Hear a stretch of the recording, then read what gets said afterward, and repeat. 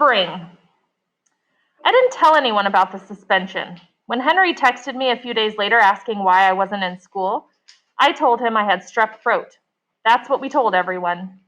It turns out 2 weeks suspension isn't so bad, by the way. I spent most of my time at home watching SpongeBob reruns and playing Knights of the Old Republic. I was still supposed to keep up on my schoolwork, though, so it's not like I totally got to goof off. Miss Rubin dropped by the apartment one afternoon with all my locker stuff, my textbooks, my loose leaf book, and all the assignments I would need to make up. And there was a lot. Everything went really well with social studies and English, but I had so much trouble doing the math homework that Mom got me a math tutor. Despite all of the time off, I really was excited about going back, or at least I thought I was. The night before my first day back, I had one of my nightmares again. Only this time it wasn't me who looked like Auggie, it was everyone else. I should have taken that as a premonition. When I got back to school, as soon as I arrived, I could tell something was up. Something was different. The first thing I noticed is that no one was really excited about seeing me again. I mean, people said hello and asked me how I was feeling, but no one was like, "Dude, I missed you." I would have thought Miles and Henry would be like that, but they weren't. In fact, at lunchtime, they didn't even sit at our usual table. They sat with Amos. So I had to take my tray and find a place to squeeze in at Amos's table, which was kind of humiliating. Then I overheard the three of them talking about hanging out at the playground after school and shooting hoops, but no one asked me to come. The thing that was weirdest of all, though, was that everyone was being really nice to Auggie, like ridiculously nice. It was like I had entered the portal to a different dimension, an alternate universe in which Auggie and I had changed places. Suddenly, he was the popular one, and I was the outsider. Right after last period, I pulled Henry over to talk to him. "Yo, dude, why is everyone being so nice to the freak all of a sudden?" I asked. "Oh, said Henry, looking around kind of nervously. "Yeah, well, people don't really call him that anymore." And then he told me about all the stuff that had gone down at the nature retreat. Basically, what had happened was that Auggie and Jack got picked on by some 7th grade bullies from another school. Henry, Miles, and Amos had rescued them, got into a fight with the bullies, like with real punches flying, and then they all escaped through a corn maze. It sounded really exciting, and as he was telling me, I got mad all over again that Mr. Tushman had made me miss it. "Oh man," I said excitedly, "I wish I'd been there. I totally would have creamed those jerks." "Wait, which jerks?" "The 7th graders." "Really?" He looked puzzled, though Henry always looked a little puzzled. "Because I don't know, Julian, I kind of think that if you had been there, we might not have rescued them at all. You probably would have been cheering for the 7th graders. I looked at him like he was an idiot. "No, I wouldn't," I said. "Seriously?" he said, giving me a look. "No," I said. "Okay," he answered, shrugging. "Yo, Henry, are you coming?" Amos called out from down the hallway. "Look, I gotta go," said Henry. "Wait," I said. "Gotta go. Want to hang out after school tomorrow?"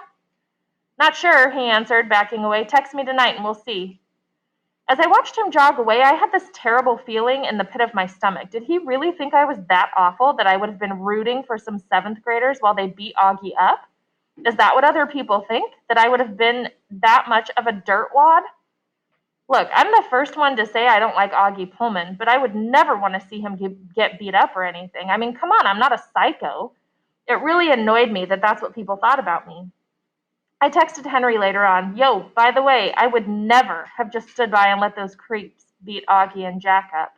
But he never texted me back. Mr. Tushman. That last month in school was awful. It's not like anyone was out and out mean to me, but I felt iced out by Amos and Henry and Miles. I just didn't feel popular anymore. No one really ever laughed at my jokes. No one wanted to hang out with me. I felt like I could disappear from the school and nobody would miss me.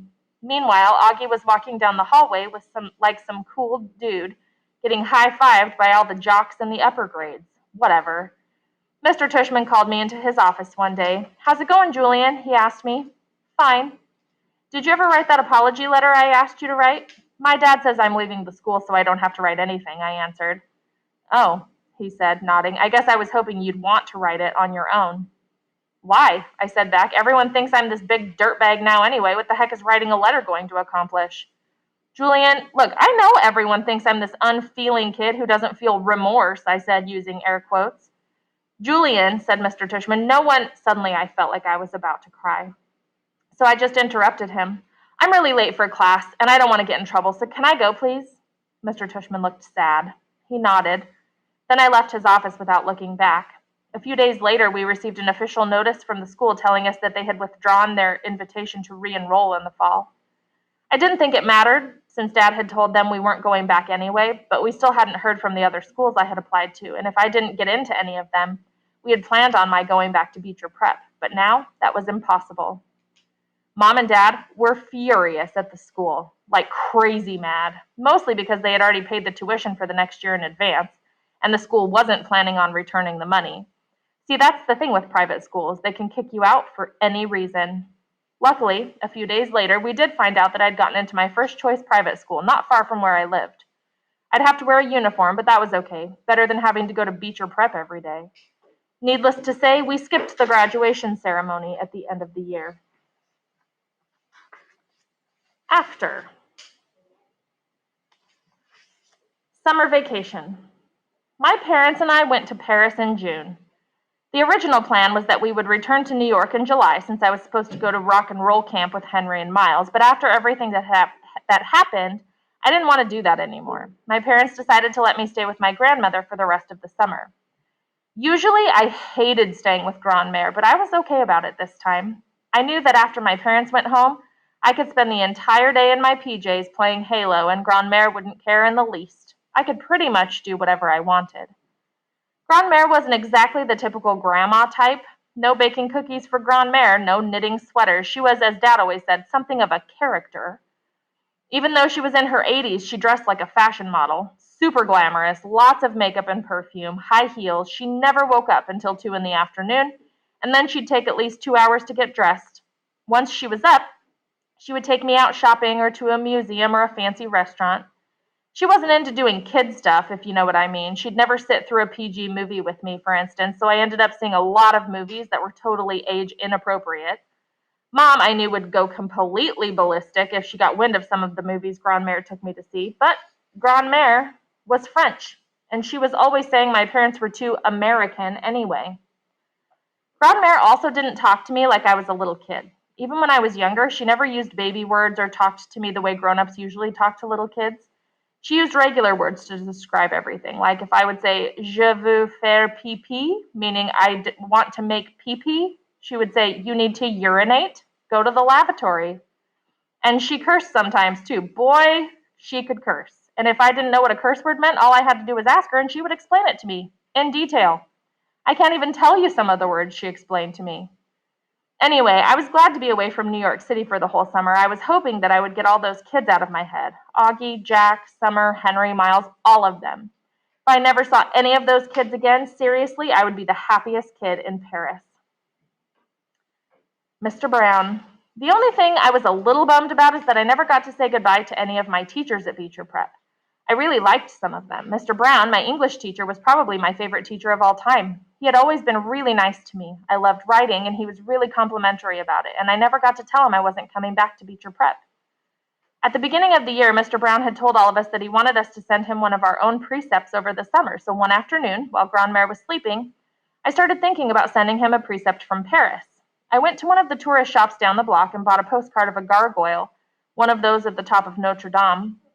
The first thing I thought when I saw it was that it reminded me of Auggie, and then I thought, ugh, why am I still thinking about him? Why do I still see his face wherever I go? I can't wait to start over.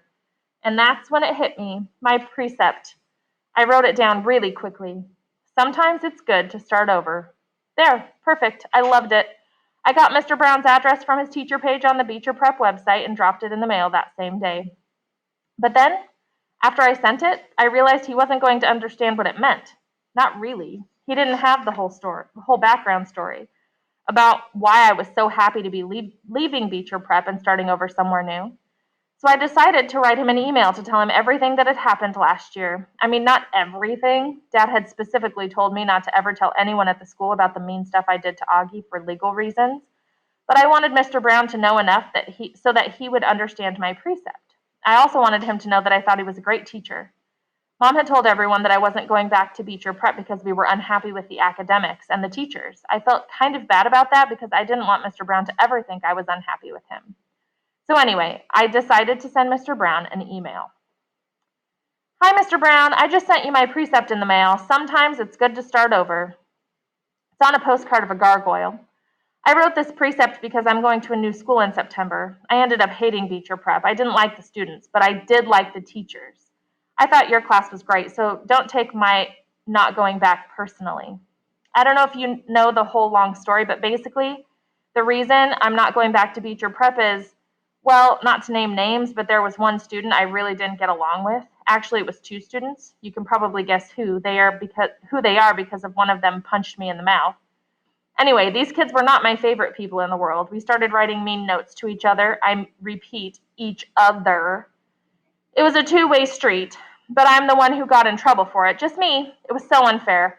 The truth is, Mr. Tushman had it in for me because my mom was trying to get him fired. Anyway, long story short, I got suspended for 2 weeks for writing the notes. No one knows this, though. It's a secret, so please don't tell anyone.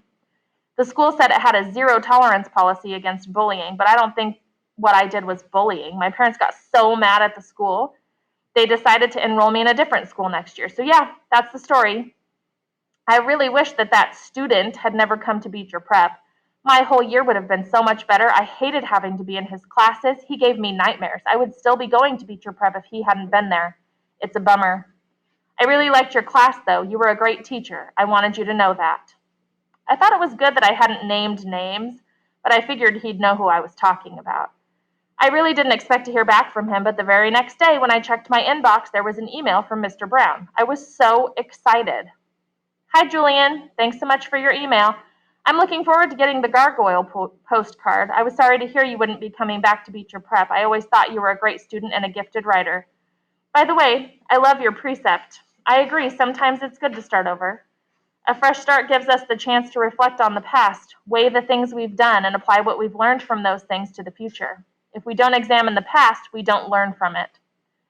As for the kids you didn't like, I do think I know who you're talking about.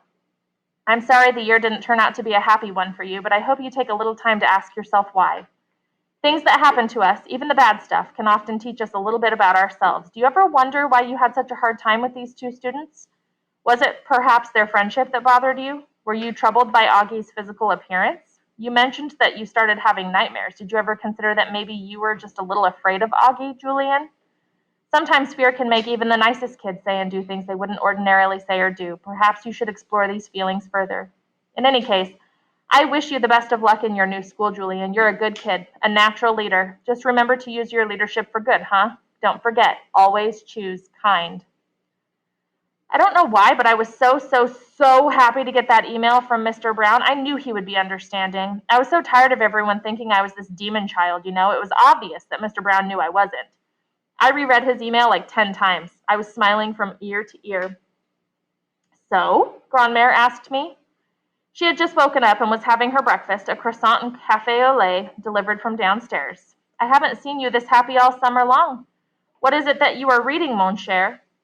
Oh, I got an email from one of my teachers, I answered. Mr. Brown. From your old school? She asked. I thought they were all bad, those teachers. I thought it was good riddance to all of them. Grandmère had a thick French accent that was hard to understand sometimes. What? Good riddance, she repeated. Never mind. I thought the teachers were all stupid. The way she pronounced stupid was funny, like stupid. Not at all, or not all, not Mr. Brown, I answered. So what did he write to make you so happy? Oh, nothing much, I said. It's just, I thought everyone hated me, but now I know Mr. Brown doesn't. Grandmère looked at me. Why would everyone hate you, Julian? She asked. You are such a good boy. I don't know, I answered. Read me the email, she said. No, Grandmère, I started to say. Read, she commanded, pointing her finger at the screen. So I read Mr. Brown's letter aloud to her. Now, Grandmère knew a little bit about what had happened at Beecher Prep, but I don't think she knew the whole story. I mean, I think Mom and Dad told her the version of the story they told everyone else, with maybe a few more details. Grandmère knew there were a couple of kids who had made my life miserable, for instance, but she didn't know the specifics. She knew I had gotten punched in the mouth, but she didn't know why. If anything, Grandmère probably assumed I had gotten bullied, and that's why I was leaving the school. So there were parts of Mr. Brown's email she didn't really understand. What does he mean? She said, squinting as she tried to read off my screen. Augie's physical appearance. Qu'est-ce que c'est? One of the kids that I didn't like, Augie, he had this like awful facial deformity, I answered. It was really bad. He looked like a gargoyle. Julian, she said, that is not very nice. Sorry. And this boy, he was not sympathetic? She asked innocently. He was not nice to you? Was he a bully? I thought about that. No, he wasn't a bully. So why did you not like him? I shrugged. I don't know. He just got on my nerves. What do you mean you don't know? She answered quickly. Your parents told me you were leaving school because of some bullies. No, you got punched in the face. No? Well, yeah, I got punched, but not by the deformed kid, by his friend. Ah, so his friend was the bully. No, not exactly, I said.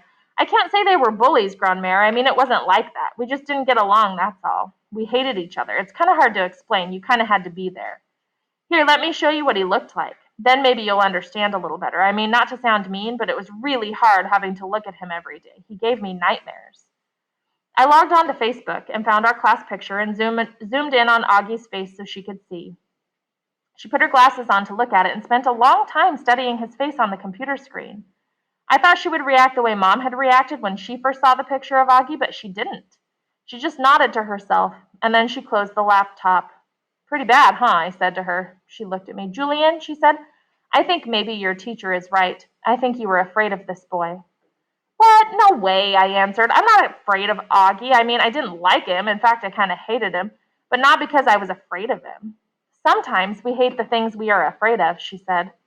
I made a face like she was talking crazy. She took my hand. I know what it's like to be afraid, Julian, she said, holding her finger up to my face. There was a little boy that I was afraid of when I was a little girl. Let me guess, I answered, sounding bored. I bet he looked just like Augie. Grandmère shook her head. No, his face was fine. So why were you afraid of him? I asked. I tried to make my voice sound as disinterested as possible, but Grandmère ignored my bad attitude. She just sat back in her chair, her head slightly tilted, and I could tell by looking into her eyes that she was gone somewhere far away. Grandmère's story. I was a very popular girl when I was young, Julian, said Grandmère. I had many friends. I had pretty clothes. As you can see, I have always liked pretty clothes. She waved her hands down her sides to make sure I noticed her dress. She smiled. I was a frivolous girl, she continued, spoiled. When the Germans came to France, I hardly took any notice. I knew that some Jewish families in my village were moving away, but my family was so cosmopolitan. My parents were intellectuals, atheists. We didn't even go to synagogue. She paused here and asked me to bring her a wine glass, which I did. Okay, thank you. And as always, she offered me some too. And as I always did, I said, non merci. Like I said, Mom would go ballistic if she knew the stuff Grandmère did sometimes. There was a boy in my school called, well, they called him Torteau, she continued. He was, how do you say the word, crippled? Is that how you say it? I don't think people use that word anymore, Grandmère. I said, it's not exactly politically correct, if you know what I mean. She flicked her hand at me. Americans are always coming up with new words we can't say anymore, she said. Oh, Lord, well, Torteau's legs were deformed from polio. He needed 2 canes to walk with, and his back was all twisted. I think that's why we called him Torteau, crab. He walked sideways like a crab. I know it sounds very harsh. Children were meaner in those days. I thought about how I called August the freak behind his back, but at least I never called him that to his face. Grandmère continued talking. I have to admit, at first I wasn't into her telling me one of these long stories, but I was getting into this one. Torteau was a little thing, a skinny thing. None of us ever talked to him because he made us uncomfortable. He was so different. I never even looked at him. I was afraid of him. Afraid to look at him, to talk to him, afraid he would accidentally touch me. It was easier to pretend he didn't exist. She took a long sip of her wine. One morning, a man came running into our school. I knew him, everyone did. He was a Maquis, a partisan. Do you know what that is? He was against the Germans. He rushed into the school and told the teachers that the Germans were coming to take all the Jewish children away. What? What is this? I could not believe what I was hearing. The teachers in the school went around to all the classes and gathered the Jewish children together. We were told to follow the Maquis into the woods. We were going to hide. Hurry, hurry, hurry. I think there were maybe 10 of us in all. Hurry, hurry, hurry. Escape. Grandmère looked at me to make sure I was listening, which of course I was. It was snowing that morning and very cold, and all I could think was, if I go into the woods, I will ruin my shoes. I was wearing these beautiful new red shoes that Papa had bought me, you see.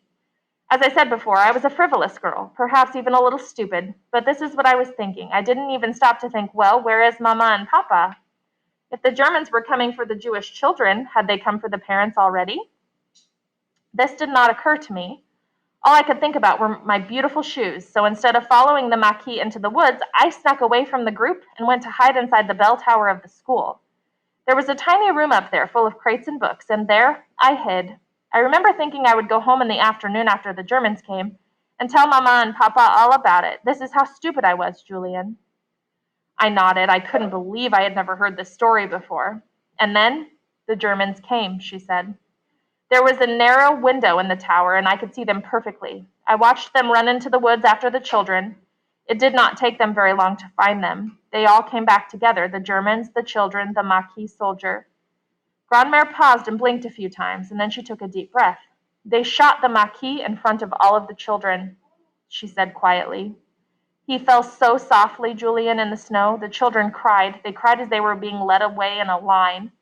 One of the teachers, Mademoiselle Petitjean, went with them, even though she was not Jewish. She said she would not leave her children. No one ever saw her again, poor thing. By now, Julian, I had awakened from my stupidity. I was not thinking of my red shoes anymore. I was thinking of my friends who had been taken away. I was thinking of my parents. I was waiting until it was nighttime so I could go home to them. But not all the Germans had left. Some had stayed behind, along with the French police. They were searching the school, and then I realized they were looking for me. Yes, me, and for the one or two other Jewish children who had not gone into the woods. I realized then that my friend Rachel had not been among the Jewish children who were marched away, nor Jacob, a boy from another village who all the girls wanted to marry because he was so handsome. Where were they? They must have been hiding just like I was. Then I heard creaking, Julian. Up the stairs, I heard footsteps up the stairs coming closer to me. I was so scared. I tried to make myself as small as possible behind the crate and hid my head beneath a blanket. Here, Grandmère covered her head with her arms as if to show me how she was hiding. And then I heard someone whisper my name, she said. It was not a man's voice, it was a child's voice. Sarah, the voice whispered again. I peeked out from the blanket. Torteau, I answered, astonished. I was so surprised because in all the years I had known him, I don't think I had ever said a word to him, nor him to me. And yet there he was calling my name. They will find you here, he said. Follow me. And I did follow him, for by now I was terrified. He led me down a hallway into the chapel of the school, which I had never really been to before. We went to the back of the chapel where there was a crypt. All of this was new to me, Julian, and we crawled through the crypt so the Germans would not see us through the windows, because they were looking for us still. I heard when they found Rachel. I heard her screaming in the courtyard as they took her away. Poor Rachel. Torteau took me down to the basement beneath the crypt. There must have been 100 steps at least. These were not easy for Torteau, as you can imagine, with his terrible limp and his two canes. But he hopped down the steps 2 at a time, looking behind him to make sure I was following. Finally, we arrived at a passage. It was so narrow we had to walk sideways to get through. And then we were in the sewers, Julian. Can you imagine? I knew instantly because of the smell, of course. We were knee-deep in refuse. You can imagine the smell. So much for my red shoes. We walked all night. I was so cold, Julian. Torteau was such a kind boy, though. He gave me his coat to wear. It was to this day the most noble act anyone has ever done for me. He was freezing too, but he gave me his coat. I was so ashamed for the way I had treated him. Oh, Julian, I was so ashamed. She covered her mouth with her fingers and swallowed. Then she finished the glass of wine and poured herself another. The sewers led down to Donvilliers, a small village about 15 kilometers away from Aubervilliers. Mama and Papa had always avoided this town because of the smell. The sewers from Paris drained onto the farmland here. We wouldn't even eat apples grown in Donvilliers. But it's where Torteau lived. He took me to his house, and we cleaned ourselves by the well, and then Torteau brought me to the barn behind his house. He wrapped me up in a horse blanket and told me to wait. He was going to get his parents. No, I pleaded, please don't tell them. I was so frightened. I wondered if when they saw me, they would call the Germans. You know, I had never met them before. But Torteau left, and a few minutes later he returned with his parents. They looked at me. I must have seemed quite pathetic there, all wet and shivering. The mother, Vivienne, put her arms around me to comfort me. Oh, Julian, that hug was the warmest hug I have ever felt. I cried so hard in this woman's arms because I knew then I knew I would never cry in my own Mama's arms again. I just knew it in my heart, Julian, and I was right. They had taken Mama that same day, along with all the other Jews in the city. My father, who had been at work, had been warned that the Germans were coming and managed to escape. He was smuggled to Switzerland, but it was too late for Mama. She was deported that day to Auschwitz. I never saw her again, my beautiful Mama. She took a deep breath here and shook her head.